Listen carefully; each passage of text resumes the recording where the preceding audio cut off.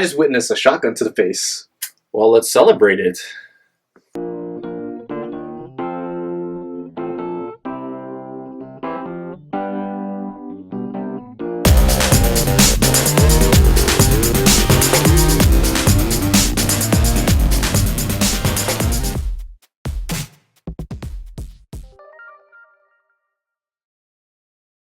What up, party people? Welcome to Nerd Party Talk, the show where we take time to celebrate all that is gloriously nerdy. I'm Jonny Vu. And I'm Christopher George. And today we'll be reviewing The Raid 2. Berandal. I think it translates to retaliation. Oh, yeah? Yeah. So this is a sequel to The Raid 1. The Raid 1. Which was written and directed by Gareth... what's his name? Gareth, some white dude. Yeah, surprisingly. Gareth, 1 second. Oh, jeez, doesn't even have the director. Oh, Gareth Evans. Yeah. Sorry, that's so like... Yeah, he's a Welsh director. Which is interesting because this is an entirely Indonesian cast. Yeah. And it takes place in Jakarta. Oh, minus a few Japanese. Minus a few Japanese. Chinese, I don't know. They could be whatnot. Yeah. But yeah, this takes place right after The Raid 1. If you haven't seen The Raid 1, you should go watch it. It was a pretty good film. The concept of The Raid was pretty much they were stuck in a building, they were trying to get out.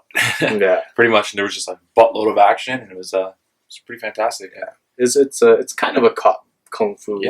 A kung fu movie, but this time around we got The Raid 2, which was I guess from all the success of the first Raid, this one was a lot bigger. I think a lot more grand. It was more story driven. A lot more story driven. First one was just all action packed. Yeah, but this one, it had when I was watching it, it felt like Infernal Affairs, Old Boy, and The Raid all mashed into one. It was pretty cool. And it was fucking awesome. I had a really great time watching it. Everyone in the theater was so into it, which I loved. I love that kind of atmosphere. And it was just like a Wednesday night. Imagine if we went to like the actual opening. It would have been. I think it would have been crazy. Like, people were more excited about The Raid 2 than Captain America. I don't know if it's because like we were downtown Toronto as opposed to Mississauga, the outskirts of Toronto, if you're not familiar with Canadian geography. But yeah, maybe it was just like maybe, but it was still a lot of fun. People were just like, people clapped, people.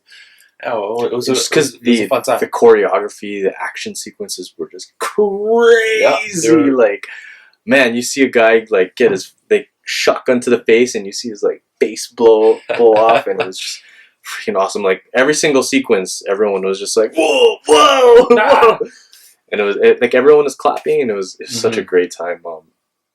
Yeah, and like with like in terms of like the acting, with international films, because of that like that language barrier, like, and you're just so focused on like the subtitles. Yeah, you can't really tell like if like the acting is like on point or not. Yeah. But usually with Asian films, they're usually really, really intense, like, anyway. But either way, you can't even tell if they're like overacting or not, just because of that language barrier. But I thought, from what I could feel, going on just like pure emotion alone, I thought it was it was really engaging. I thought. Yeah. It kind of.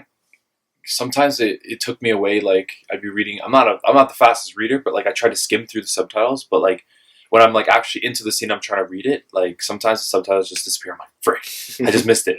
Okay, keep reading. And the names, like they don't have regular names like Bob and Brad, and like they have Uko and Yuda and stuff. And it's I think like there's not too many characters, but you could get lost if you don't pay attention. Like, I'm sorry, who was that guy? You know what I mean? Yeah. But and all Asians look the same. So they do. They freaking all look the same in there. There was one point I was sitting next to my buddy, and there was a scene where there's a guy that looked like the good guy, but he was a bad guy. And he was sitting at a table, and my buddy was like, oh, what a rat. Like, oh, he's a bad guy. I'm like, I don't know. Is he? Damn, I'm so confused. But you can get lost, but if you pay attention to detail, you won't. You know, honestly, like us being a little ignorant. You don't even have to pay too much attention to the story anyway, because the action is just so great. Like they weren't afraid to just like get all gory and like I wanna watch this movie and count how many shanks there were, because like a lot of people were stabbed, but they were stabbed in like a really aggressive way. Like they were like, which was it was just like, whoa. It wasn't like, it was nice because it's like an old live action. They probably put some blood packs on them. They got stabbed. It was great. I came into the Raid 2, like the Raid 1 was everybody was talking about. I'm like, oh, what is this? Like I haven't seen action movies for so long. Let's Netflix this. Yeah. And coming into the Raid 2, I knew that it was going to be a little more slow, 2.5 hours long. It was kind of a long movie. It was. And at part times, it did feel like it was a little longer because of all the talking, all the reading that we had to do. Yeah. But like going in, like I think the pacing of the movie was good too. There would be like, you know, talking story, this is what's happening, and then there'd be an action scene. But it was filmed freaking great. Yeah, it was just. And whoever the cinematographer was, they captured some really great shots.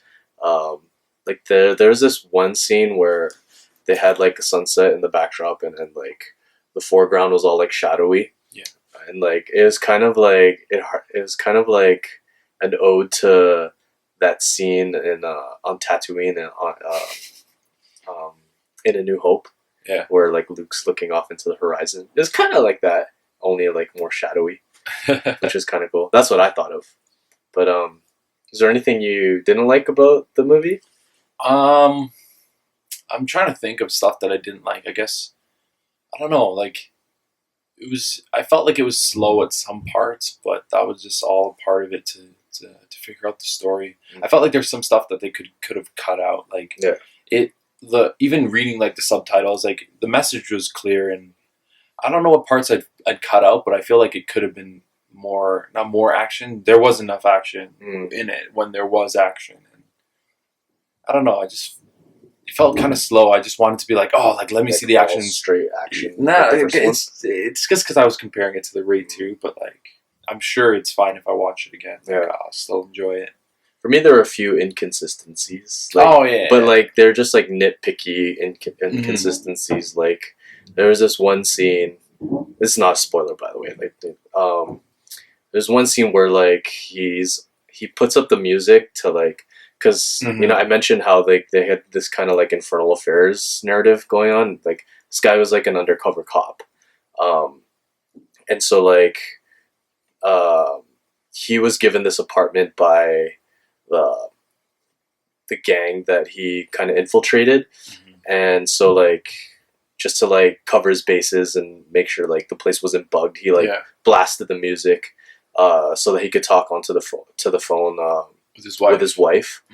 And then like he had like his ear plugged just so like he could block off the music, but then like there was one part near the end of that conversation where like he like took his finger out of his ear and then there was no music. I guess it's trying to say that like he blurred the music out and this is what he's focusing on, but it's still like a weird. It's not consistent. And that one scene when a character, he was looking down for just a second, then he looks up, and then all these ninjas, League of Shadows, just disappear. We were talking about that one too. Yeah, it was kind of weird, but like, and throughout the movie too, every kung fu movie, action, there are like you prepare yourself to get hit. Right. Like the action was great. 95% of it was great, but there were times where he'd hit him like here, and then he would just like be paralyzed, and then went. It was kind of like okay, but it happened so fast that you don't really notice it. That's another thing I liked about this. 'Cause you know how like some kung fu movies, like I know a lot of Jet Li movies and Donnie Yen movies, they kind of like speed up the frame rate to like make it look like they're like going super faster Saiyan and stuff like that. This one, it didn't do. I didn't catch any, but it didn't do any of that. I found, which was nice. It made it feel more natural, more organic. That they were actually like fighting at regular human speed and like. And there was a scene in the prison when they were walking up to him, and it was all slow-mo, and then it just left it at regular speed, and it was great because there were like consistent shots of, you'll see, it was kind of like, it reminded me of the Avengers when you're at Cap, then you move to Iron Man, then you move to Hawkeye, then you move to whatever. It was the same thing there. You were seeing a battle unfold over here, and it was slowly just twisting over here. So these actors all had their own things to do, and they all had to fight each other, and then just let the cameraman do his thing or their thing. It was great. And I heard these guys had to learn to fight each other, but without hurting each other. So like, still make it look like you're punching a guy, but like not hurting him. It was great. It was great. These Asian freaking films just know how to do action, man. Oh yeah, I think they should like bring them over for like. Yeah. You think they'd fit well with like maybe like a comic book universe? Like I know Cap's like, Iron Fist. He tried to do like a. They tried to do like a more ninja-y type of fighting style, which I thought was. Well, I hope Batman something like that. Like he's super fast and he's not just Christian Bale punching a guy, but like kung fu fast. Like he's that fast. Like the way they did this movie. Batman is like, he's the peak of human conditioning. Pretty much. Like, you should be able to do like everything, like parkour and stuff. This movie had some great car scenes too, where there's some car scenes that we've seen in Captain America. There's some pretty good car scenes out there. Like this one had a pretty good car scene with some ahs and oohs that like I wasn't even expecting. Yeah, and it was just well shot as well. Like I can't say anything too bad about this movie. I don't. No. I think this is the first international movie I've seen in theaters in a really long time. What was the last one I watched? I have no idea. I can't remember. It was a really long time, but it's totally worth seeing in the movie theaters. I would go support it. The budget for it was like $200K. Like it seemed pretty low budget. Yeah, but it still looked great. Yeah, no, it was shot well. They really took advantage of what they had, and there's not too much I could say bad about it. I'd say it's my second favorite movie of the year so far. So far, yeah. And if they ever do decide to like remake it into some North American westernized version of the Scorsese Raid, does, because it has. I'll watch it. I'll support it as well. Like it was like it's awesome. Well, they tried to do Old Boy recently, which I heard was really bad. I didn't bother seeing it. It wasn't too bad. It was Spike Lee. It was directed it. It was alright. I've only ever been a fan of like one Spike Lee movie, which was He Got Game. Denzel Washington and Ray Allen. Well, it makes me want to go learn some kung fu or some sort of martial arts now. Yeah, I'm pretty sure I could kick some ass, but I doubt it. That's what I want. I want to know what your guys' favorite kung fu movie is. Mine's probably Iron Monkey, maybe. Or any Jackie Chan movie, obviously.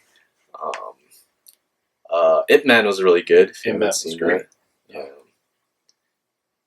think that's it. Yeah, I like the thing too is the great thing about like kung fu movies, like they're not super story driven. So reading subtitles isn't really like a requirement if you think that pulls you out of the experience. Yeah. We have a friend that just loves subtitles when he's watching regular movies. But but yeah, like watching those movies are just like action based, so I think it doesn't pull you too much out of it. So to end it, what would you rate the Raid out of 10? I'd rate it probably 8 shotgun faces. Shotguns to the face out of 10, maybe. Right. Maybe 8.5. I think I'd give it as high as a 9. Yeah. In its genre, like for its genre, like a 9 shaved toothbrushes, shanks out of 10. Like it was that good. It's nothing. It's like it's not Oscar worthy. Oh no. It's a fun time. Like you're gonna have a really good time watching it. Like don't watch it by yourself. Yeah. Like, if you watch it with a group of friends, Yeah, and if you can watch it in the theater, watch it in the theater because honestly, you're gonna have such a good time because everyone's just gonna be like, oh shit. This is the time, like, you know, when you're watching a movie, you want people to shut up and you don't want them to say stuff. Yeah, but this is this is acceptable. Yeah. When somebody like 3 seats down goes, I love hearing those reactions. It was great. Yeah, like that's why I love watching horror in the theater. Yeah, that's great too. I prefer the theater experience to like home viewing any day of the week. I'll hash out the $12 to watch a film. But yeah. Oh, and if you do see it, leave in the comment sections below. Try and count how many how many shanks there are. You could probably have a drinking game out of like all the shanks and stuff. Before we leave, I don't want to forget this. This movie did like justice to how video games would be if there was a boss fight. Oh yeah, there were a couple. This movie wasn't all about that one character. It was about a bunch, and you got to see the villains. Yeah, you got to see the villains in their own little like. This is your little scene. Do your thing. Yeah. And each villain had their greatness to them. Yeah, like I didn't want to leave that part out. Yeah, it was great. It was great. All right, yeah, I think that's it for us today. Do you want to plug your Twitter? Yeah, Jonny Review, Twitter, Instagram. Follow us there. Nerd Party Talk. We'll get that started and run, and follow us there too. Yeah, I've just graduated, so yay! Yeah, I'll have a lot more time to engage with you guys and like do more of this stuff here. But you can find me on Twitter at __ Christopher G and at Instagram at Christopher George XO. If you haven't done so already, please subscribe and support us. That'll be awesome. Tell a friend about it, and really engage with the conversation. Tweet us. We want to know what you guys are up to, what comic books you're reading, what video games you're playing, what movies you're watching, and yeah, just stay true to your nerdiness. And that's it for us. Yeah, take care. Peace. Peace.